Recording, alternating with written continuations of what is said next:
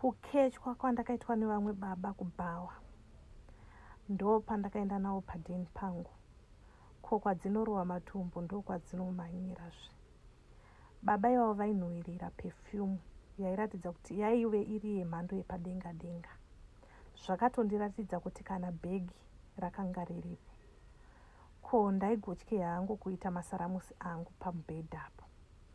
Weduwe ndakanyatsoona kuti uyu ndiwo mukana wekunge ndichizotora baba ava. Ndakavaitei? Ndakavaita zvinogara zvakadaro. Murume mukuru akatenda akandibvunza mutupu kuti munoerei amai? Aiwa, zvandasangana nazvo pabonde izvi handina kana kwandakambozviwana. You deserve kuti ndikuroore. Weduwe zvisinei, semusikana wemubhawa zvakandinetsa kutambira kuti ndichange ndichizosiya zvose izvi zvandakanga ndichiita here. But anyway, hazvina kunditorera mukana kana mwaka yekunge ndichizvisiya. Zveshuwa ndakateerera zvese ndaiitirwa nababava. Hapana chaishota mumba mangu. Kese kandaida ndaikawana.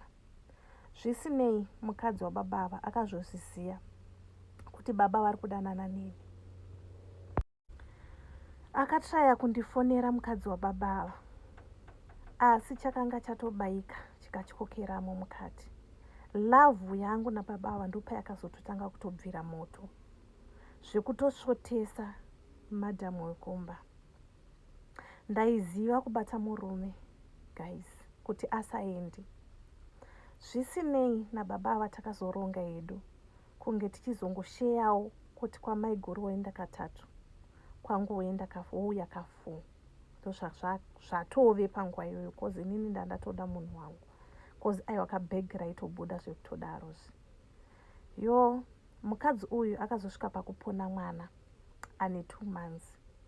Handina kuziya kuti mukadzi uyu achazofunga pfungwa dzekuuya kuzondiramwira mwana. Auya andiramwira mwana, akatanga kundisiyira kachechi kakanga kane 2 months. Ndobva azodzoka nemumwe musikana wacho, kahombe kacho kari kuenda grade 2. Zvadaro vana handina kuramba, kozi ndanyatsoziva kuti aiwa, uyu ndiyo mukana mama chindipa mazondisiyira murume. Wedu wese zvinei baba vakanga vane bhegi, vaishanda mubhengi. Ndakazofunga kuenda kwagodobori kuti ndichitena baba vapfungwa vasafe wakafunga mukadzi uyu zvachose. Godobori akaita saizvozvo, ndokundisotera munhu wangu. Aiwaka ndini ndakanga ndaakuchitonga. Kunyangwe ndikamuti ndibvise bhutsu, ainge akundibvisa bhutsu. Ko ndini ndakanga ndane chimuti, ndini ndakanga ndorira. Baba ava vakazoti vati shande zvavo kubasa kwawo uku, vakazofunga kunditengera imba, sezvo hapana chakanga chozikanwa. Pfungwa dzakanga dzakungofunga inini. Pese pavakanga vari vakava kungofunga ini chete. Ndakaisa zita imba muzita rangu neremwana wangu inini. Ndo zvandakaita izvozvo. Anyway, guys, mukadzi uyu akazosvika pakurova pasi ndokuenda zvake.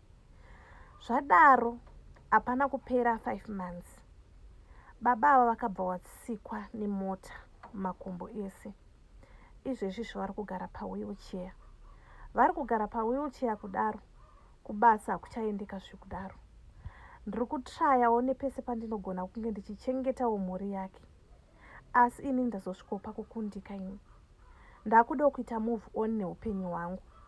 Ndakudawo kusiyana nezvemhuri izvi. Inini handichazvikwanisi. Handingati kuvachengetera vana vavo vaviri, ndoti kuchengeta futi nechirema ichi. Mutoro wacho wakundiremera. Handisisina kana peace. Mai ava ngavauye vatore vana vavo. Murume uyu ngaachiendewo kuhama dzake. Ininiwo ndichitoya ndoita, kozi inini handichakwanisa kusimba ndichigara nababa ava. Vanozviitira weti, pupu, zvese ndine ndichiona. Ndazosvikawo pakuneta. Kana nemiwo hama dzangu munotowo kudii nenyaya iyi? Nyaya izere mucomment section. Guys, ngatibatsiranei nechiitiko chatosangana nacho muupenyu. Guys, I love you all. Ndinokudai, ndinokudisisai.